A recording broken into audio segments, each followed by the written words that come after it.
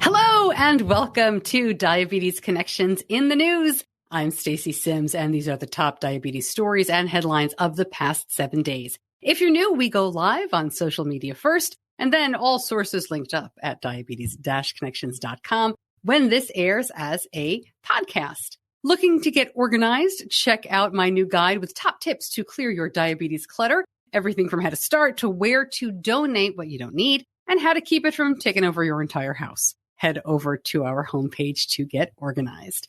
Our top story this week, Omnipod 5 is approved. The U.S. FDA has okayed the system more than a year after it was submitted. It was held up like a lot of other diabetes tech due to COVID. This is a hybrid closed loop, which means you still have to give insulin for meals, but it will work hard to keep you in range. It's the first system approved with phone control and with a bit of AI. The system uses what it learns about you to improve dosing. I spoke to the company's medical director for the podcast this week. I recommend you listen to that episode for tons of detail on how the system works, what makes it different from what's already on the market, and details about insurance, Medicare, and a lot more.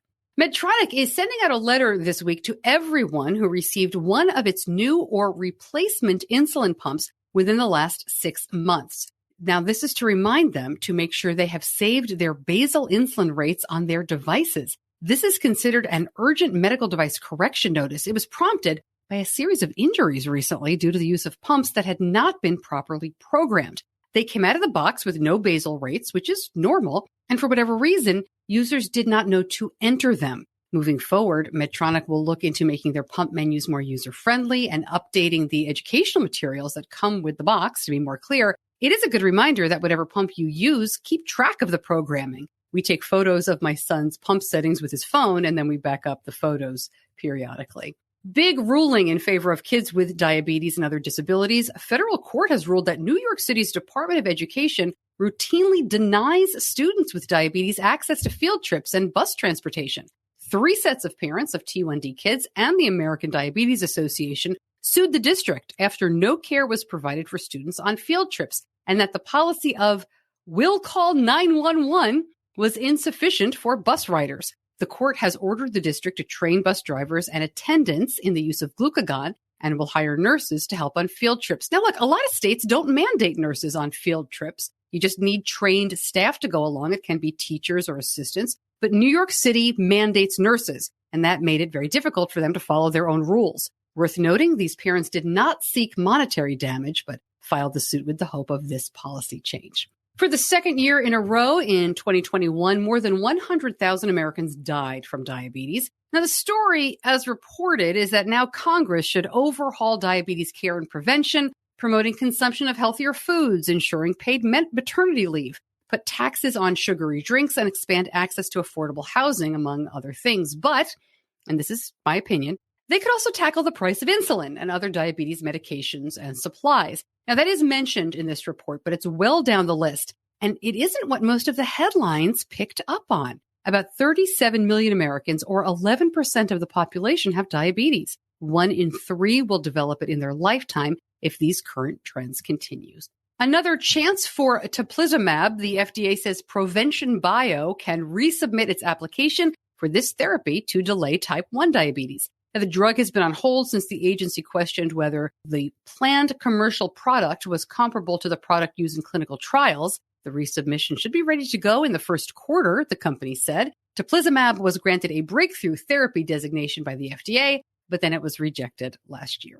Michigan's Attorney General is taking a close look at Eli Lilly, accusing the drug maker of charging excessive prices for insulin. She has asked a judge to authorize a probe under the state consumer protection law, including the use of subpoenas to get records and to interview company officials. Michigan Supreme Court rulings have prevented this kind of investigation before. The Attorney General says those decisions were wrongly decided and, quote, have served to end many consumer cases and have prevented countless others from ever beginning. North Carolina law goes into effect this week that allows pharmacists to dispense emergency glucagon without a prescription. There's not a lot of detail on this. I've reached out to local pharmacists. They didn't know about it. Oh, one of my questions is, which glucagon? Do they mean the old red box that you're seeing here, or the newer Baqsimi or Gvoke HypoPen? My guess is that whichever. The no prescription may mean paying completely out of pocket, but I will find out and report back. Interestingly, this was part of a bill that also makes birth control available in North Carolina without a prescription, which I would think would be bigger news. And a couple of weeks ago, Dr. Heather Walker was a guest on the podcast. She is the author of Undoing Diabetes, Representation, Disability, Culture, and that book is now available for purchase. As we explained during the episode, this book explores popular media representations of diabetes, everything from TV, movies, theater, fiction, fan fiction, fashion, and more. It is meant for academia, and it's priced for academia, but you can get it on Amazon, and I will link that up. All right. As I mentioned, our long format episode this week is with the folks at Insulet, makers of the Omnipod. When that device was approved, it bumped out the episode I had scheduled. So next week, we are talking about what it is like when type 1 is just one of the autoimmune conditions you live with, and the other one makes it very difficult to get a COVID vaccine. Listen wherever you get your podcasts. And that is in the news for this week. If you like it, please share it. Thanks so much for joining me, and I'll see you back here soon. Diabetes Connections is a production of Stacey Sims Media. All rights reserved, all wrongs avenged.